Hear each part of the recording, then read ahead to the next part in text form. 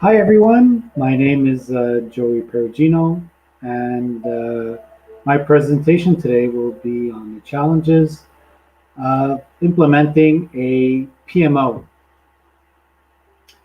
It's a topic that's been of great interest to me for the longest time. It was a topic that I chose to focus my research on while I was doing my dissertation, back when I was doing my master's degree. So it's something that's always been of interest, and I'm really happy to get the opportunity to talk about this today. Before I start, I'd like to give my thanks to everyone at the PMOGA Organizing Committee for the great work that they do. Special thanks to Americo. None of this would be possible without your commitment and your full engagement to growing the practice of project management in itself for the last few years. The PMO Global Awards has grown to be a really global event, and it's thanks to your work. It's an honor to be able to contribute to the global project management community and to be a part of this great event. So this is pretty much the structure that I want to give to my presentation. First of all, I'll tell you a little bit about me. We're going to talk about what a PMO is exactly. Why would you want to implement one? Some reasons why PMO implementations may fail, and some takeaways, some recommendations on what you can do to avoid or mitigate some of the reasons why PMO implementations can be a challenge at times and things of the sort. Okay, so without further ado, let's begin. So my name is Joey Perugino. As you can see by the gray hair, I have a career that spans, I guess, more than 25 years in the field of project management, consulting, working in the banking industry, doing some PMO implementations, as well as coaching and mentoring. I work with clients to, I guess, help bring a little bit of order to sometimes the chaotic world of project delivery. I help them solve challenging project management problems and create a somewhat projectized environment that helps organizations, I guess, deliver projects more successfully. I'm a member of the PMI chapters of Montreal, where I live, and Guayaquil, Guayas, which is a fairly new chapter, and it's a chapter that I'm very happy to be able to contribute to. My wife is from South America, from Ecuador actually, from the coast, from the city of Manta, and Guayaquil is pretty much the biggest city on the coast of Ecuador.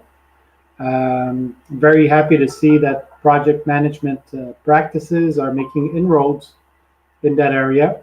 I'm happy to contribute in any way that I can to help them grow.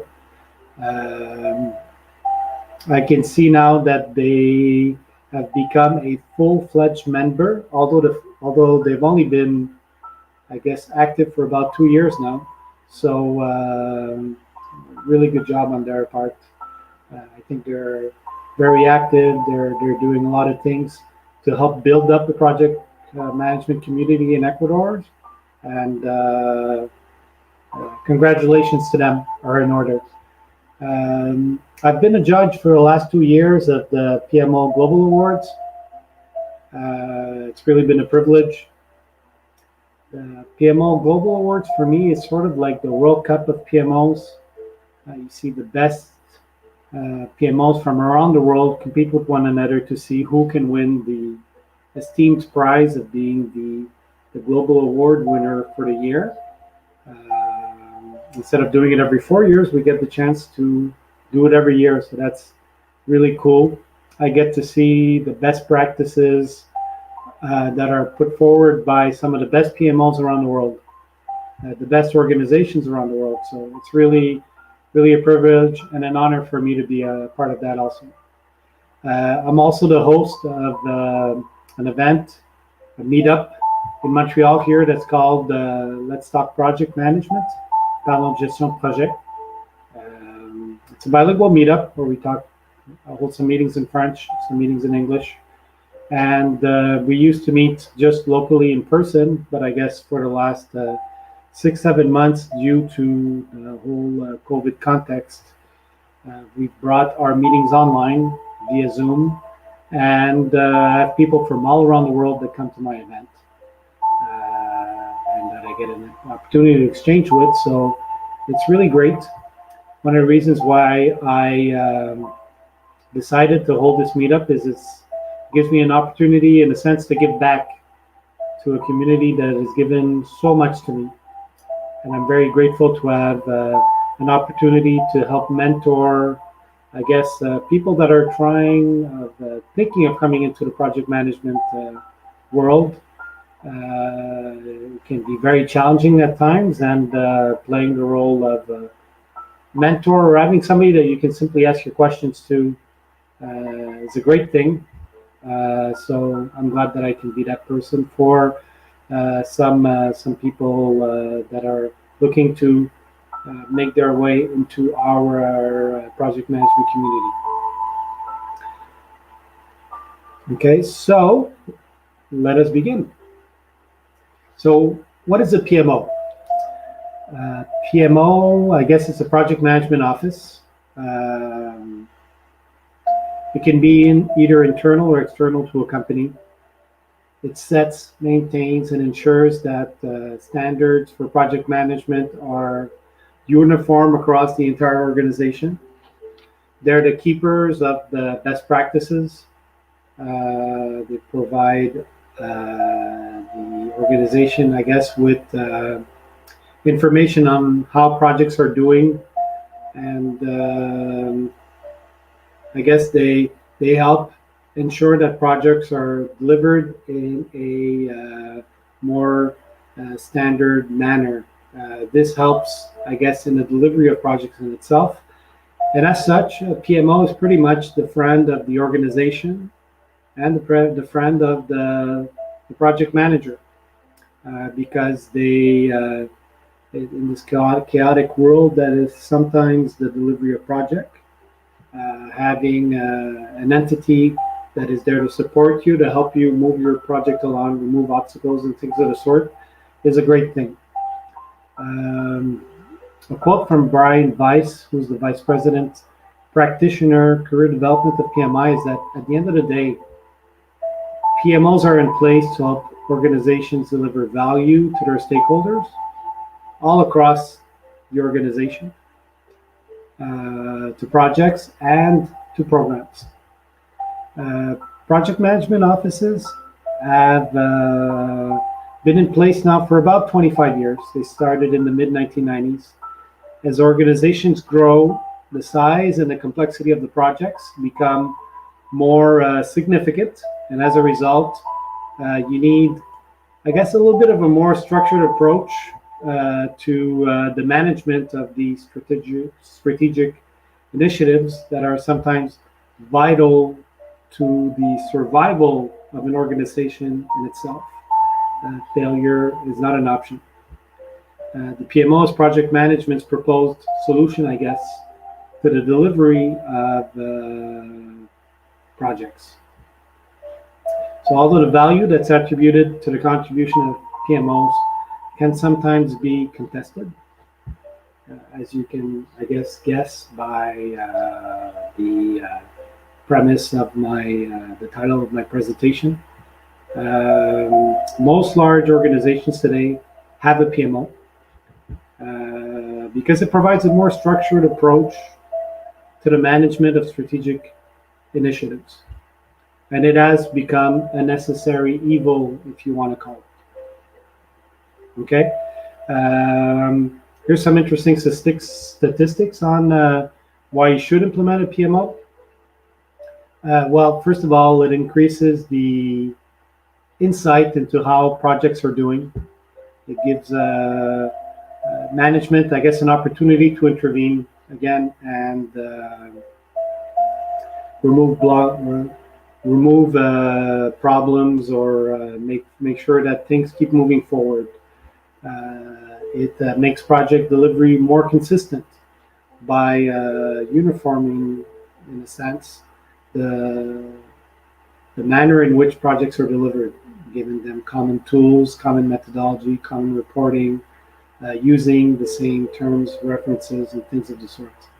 It improves the accountability of the project managers, I guess, because they're sort of on the hook for being responsible for delivering the project as per scope, as per the budget, as per the timeline. And this is something that's followed, so they know that they're being followed. It's also one of the negative sides sometimes that are associated with PMOs, because they're sort of like foreseen sometimes as a police, but it does provide improve accountability, definitely does. It increases efficiency in the way that projects are delivered and the way that resources are used, and it limits failures, which is a very important and costly factor in IT projects. It also ensures that projects are aligned with the business strategy, which, once again, very, very important for PMO to be able to deliver in value. Okay, so the value that the PMO brings, I guess, to an organization is something that can be quantified. And there's a study that was done. I'm quoting here something from the State of the PMO in 2016, and they did research based on the top 25% of the PMOs around the world. Okay, so having a PMO in your organization helped improve the strategic alignment of projects by 43%. Cost savings per project of 175,000 per project, and most large organizations run many, many projects. So you can imagine 175,000 times 10 times 100. You're looking at really significant amounts of money, which more than offset the cost of adding an additional structure that would be a PMO. And it also decreases the percentage of failed projects by 25%, which is quite a lot. A failed project essentially is something that didn't meet, I guess, the original scope, the original parameters that were set forward when you initiated the project. Either they took too long, they spent too much money, or they delivered something that didn't really meet the scope of the intention of the project that was initially set forward. So having a PMO helps, I guess, mitigate that in a significant way. 25% is actually quite a lot. So these are all the reasons why we should implement a PMO. However, PMO does have its detractors, or people that don't necessarily believe in them. And some of them are quite notable. So when I was doing my my master's degree, as I said before, I did my dissertation on the topic of project management offices. And in your dissertation, sometimes you have to do a study, a research. It's essentially a research project. And in that exercise, I reached out to many people.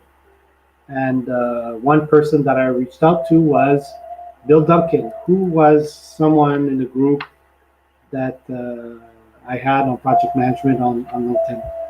And he was kind enough to answer my questionnaire. I had set forth the following question: what should a PMO's core function, or more specifically, what roles and functions should ideally be part of a PMO's service offering? So Bill Duncan, who, for those who might not know, he was one of the original authors of the group of authors of the first ever PMBOK was published, I think, in 1969 or 1970 or something in this way. So he's somebody that, I mean, pretty much wrote the book on project management, and he doesn't really believe in the value of having a PMO in itself. So, when I was questioning him about it and stuff like that, he sort of told me, that he was very serious, that he doesn't believe in PMOs, that he thinks that they're unnecessary, and that instead of a PMO, perhaps we should have a project management department, which is, I guess, more clear in what they deliver. That was his main issue with PMOs. He said, if you're in a business of projects, you should have a project management department. And then he made reference to how many companies have a marketing office, an engineering office, an accounting office. So if you're in the business of projects, well, you should have a project management department. If you're not, then maybe you can have a project support office or something of the sort, and everybody will understand what's expected of that group. And he touches on something that's really important that I'm going to talk about a little bit later, which is setting expectations when you implement a PMO, which is a very, very important factor. So in any case, this was at the onset of my, I guess, discovering what PMOs were all about and stuff like that. And I have to admit that this conversation with Bill, he brought up really a lot of good points. So it made me understand right away that the topic I had chosen for my dissertation about challenges of implementing a PMO was a real one, because there was a study at the time when I chose this topic that revealed that most PMOs don't last more than 2 years from their inception. So that in itself was a very struggling number for me to consider, because it requires a lot of work to put forward to implement a PMO. And if you're going to just pull the plug after 2 years, well, you're kind of wasting money. So if you want your PMO to have staying power and to continue all the way to the end, well, you need to know what are the reasons why PMOs are challenged, or why does the implementation fail. And that's the topic that I thought was very interesting, and that I'm still fascinated with today. So what are some of the primary functions of a PMO? There are many, but here I'm highlighting, let's say, the top 10, which are the result of a study that was done by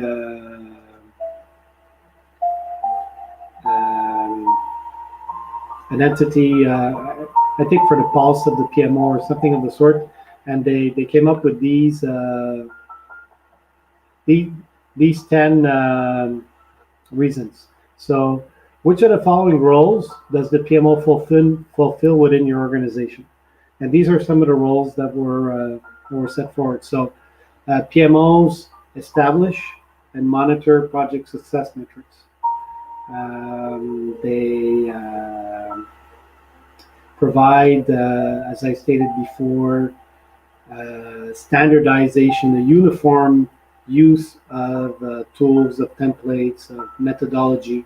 All the project managers use and present data on their projects in a similar manner, so that it's clear and there's no ambiguity as to what exactly the project manager is presenting.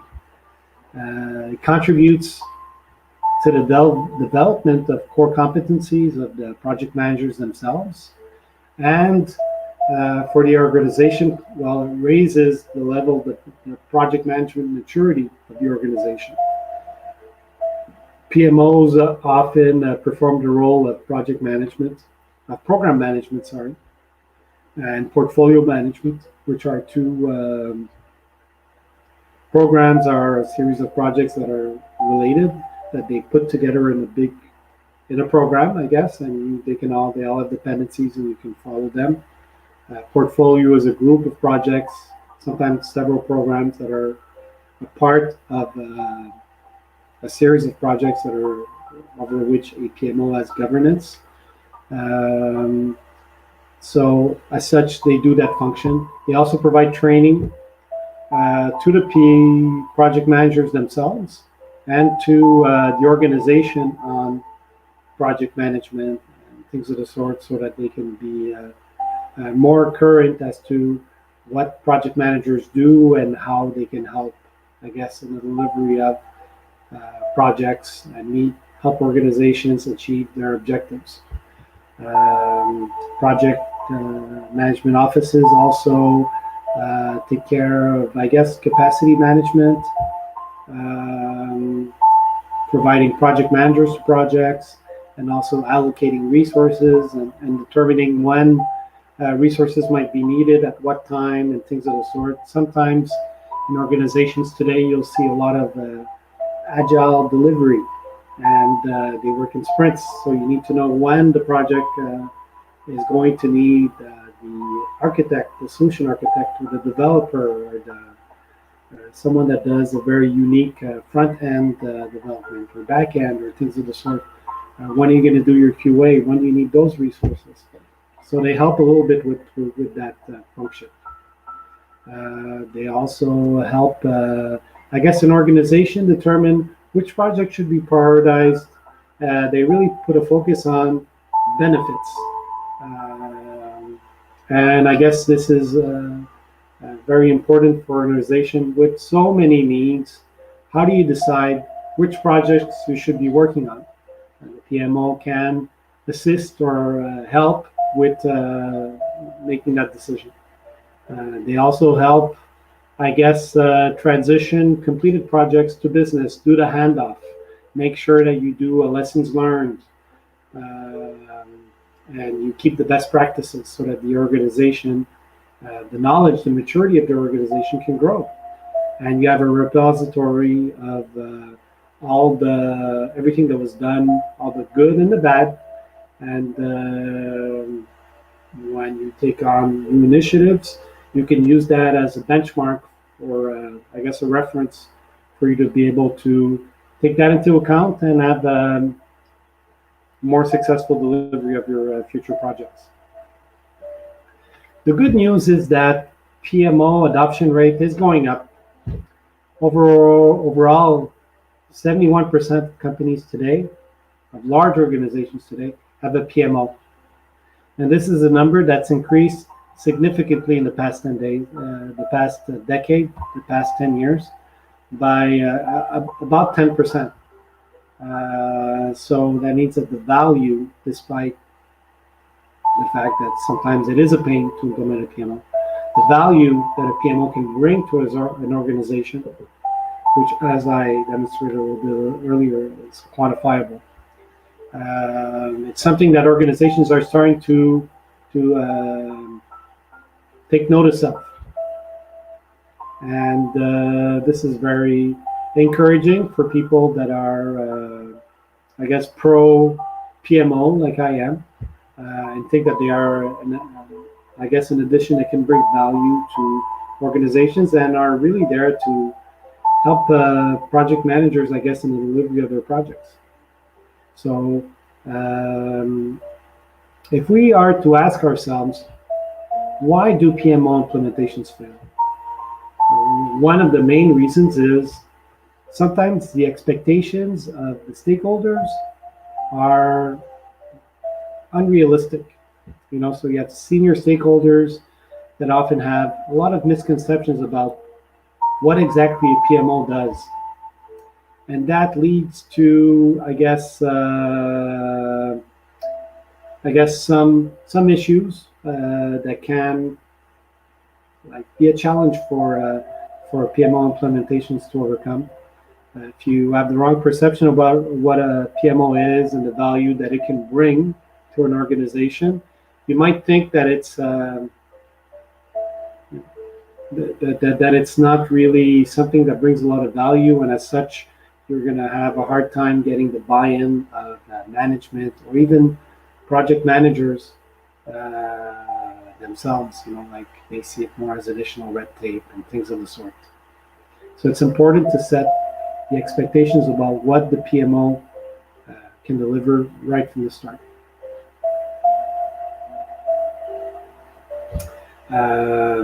Tied to that is a perception of value of the PMO. Like, what is the value that the PMO brings to the organization? What is the value that the PMO brings to the project manager himself?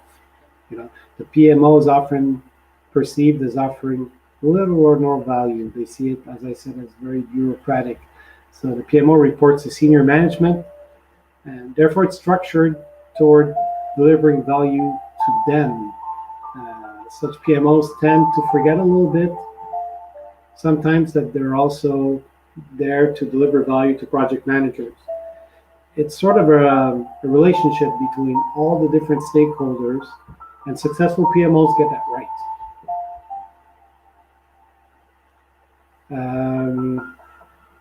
Another reason why implementations fail, as I stated earlier, I guess there's some links to this.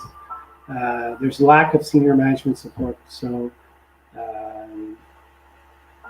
having a PMO champion or sponsor or senior sponsor, someone with authority within the organization that believes in the value of implementing a PMO, I guess not having one, definitely you're not starting right. And it can definitely lead to having a PMO failure. However, having a good sponsor that understands what project management is about, values the PMO and what it's about, what it represents, what it wants to set forward and deliver, is something that can be very important. Sometimes senior managers, I guess they can tend to think that PMOs only deliver certain primary functions like consolidated reporting, or template creation, resource coordination, things of the sort. But really, the PMO is kind of the partner of the senior management and the PMO, and together as a team, they help elevate, I guess, the project management practice within the organization and improve the manner in which PMOs are delivered, or projects are delivered within the organization. Sorry. Okay, so now that that's been said, there's a lot of challenges to implementing a PMO, but what are the formulas? What's the success formula for making sure, you can't completely guarantee, but at least putting the chances on your side that your PMO has at least a shot at being successfully implementing and having the wherewithal to make it through those first few years, where sometimes it's so hard to be able to really show that you have value and that it's worthwhile to go through the pain of the process of implementing this new structure to your organization. So first of all, you should, I guess, focus on building relationships, not processes. Organizations often have many processes that are already there. Sometimes when a new PMO manager is nominated and he's given a mandate to implement a PMO, his tendency would be to start with processes and implement using a toolkit or something of the sort, and just trying to push forward new processes. But instead of doing that, he should be focusing on trying to build relationships with the project managers, with upper management, with clients, everyone throughout the organization. You should really be listening to what they have to say, to what is it that they're really looking for. So in order to be able to know what are the elements that he really needs to work on in order to be able to deliver value to the organization. So when a new PMO manager comes in, it's still very common, like I said, for their focus to be on tools, processes. Most of the time, what's broken it's not the processes. They're not perfect, but people are managing projects, um, and what requires attention is building relationships, building links. That's more important than anything else. Sometimes people are working in silos. Everybody, like all large organizations, you always hear that, they all work in silos. Even with the presence of the PMO, they still have to try to remove those barriers. Uh, the main focus of the PMO, just like the project manager, is communication.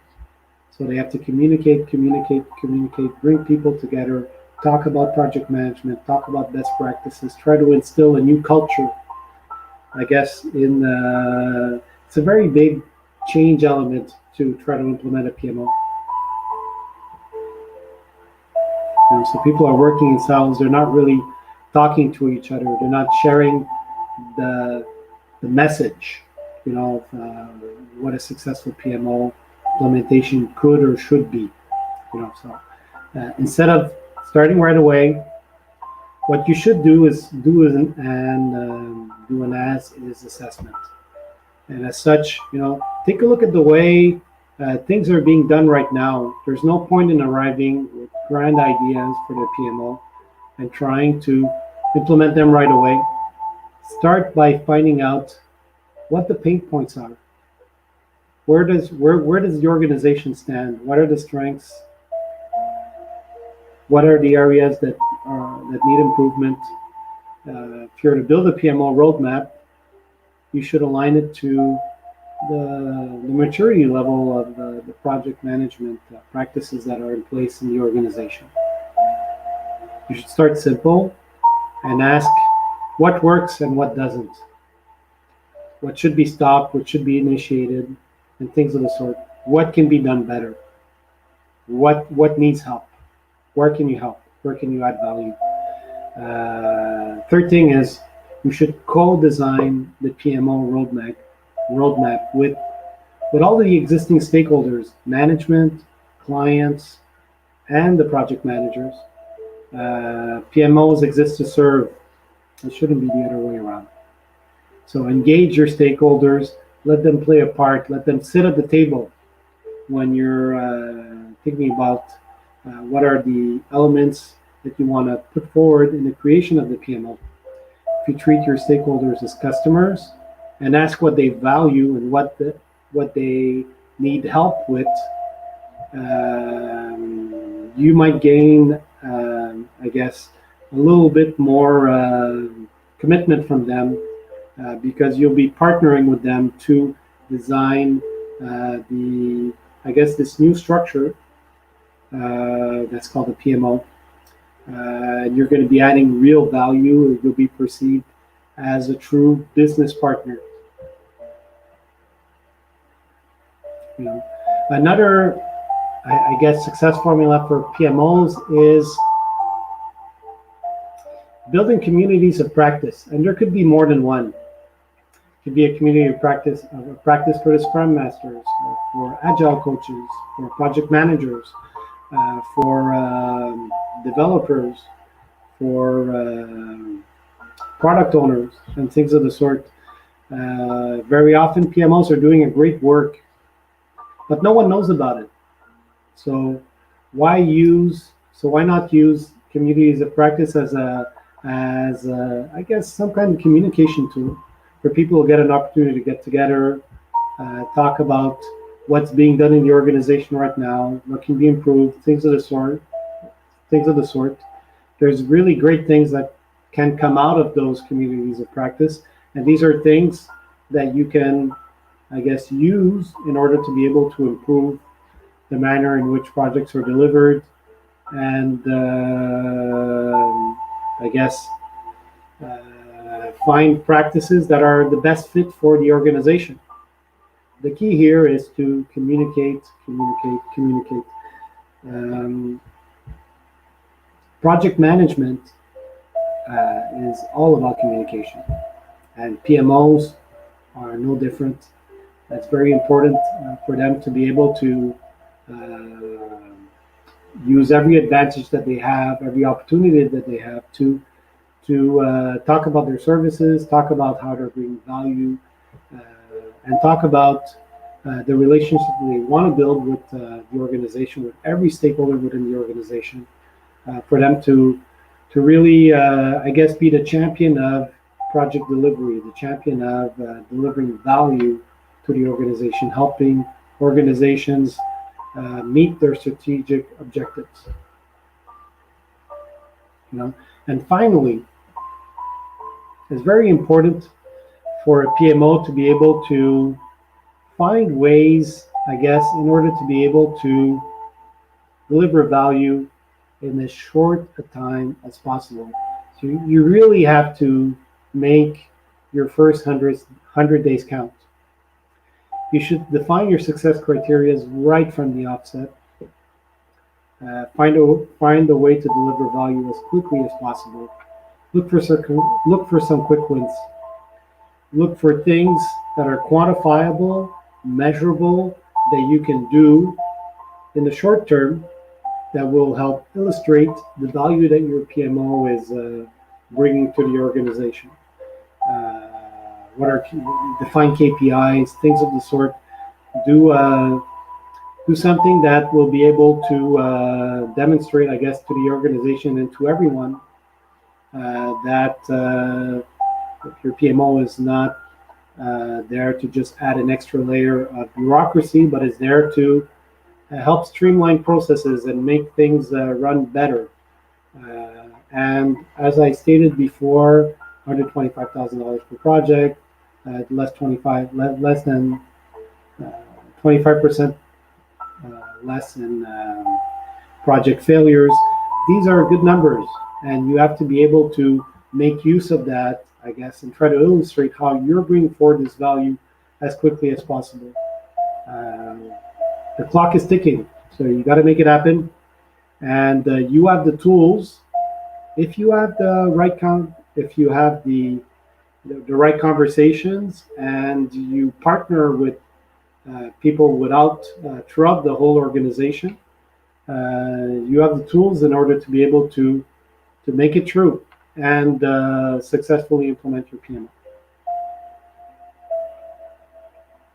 So with that, I would like to say thank you very much for taking the time to listen to my presentation. I look forward to connecting with you. If you're interested in talking about project management, please pass by my meetup. It's called Let's Talk Project Management. You can find it on meetup.com. If you want to find me on LinkedIn, I'm there too, Joey Perugino. And as such, it has been a privilege and an honor. Enjoy the conference. Try to see as many presentations as you can.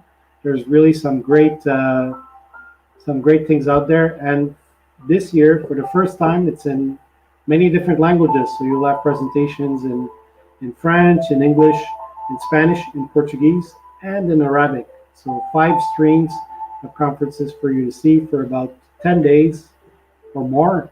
So make the most of this opportunity. Learn, exchange, grow your network, and keep on projecting. Have a great day, everyone.